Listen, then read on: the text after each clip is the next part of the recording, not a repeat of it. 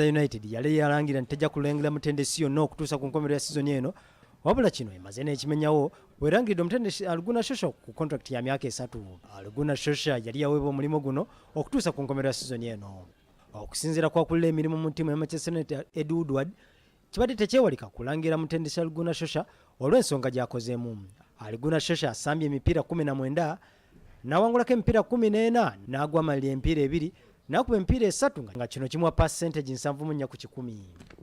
Si kyekyo kyokka wabula ne ku mipiira 19 gyabadde ng'omutendesi asobodde okuteeba mu ggoolo 4 n'ateeba mu ggoolo 17. Oluvannyuma lw'okukakasibwa ku butendesi bwa ttiimu eno, Shosha ategeezezza nga kino abadde yakyesunga edda okutendekako ttiimu gye yazannyiramu.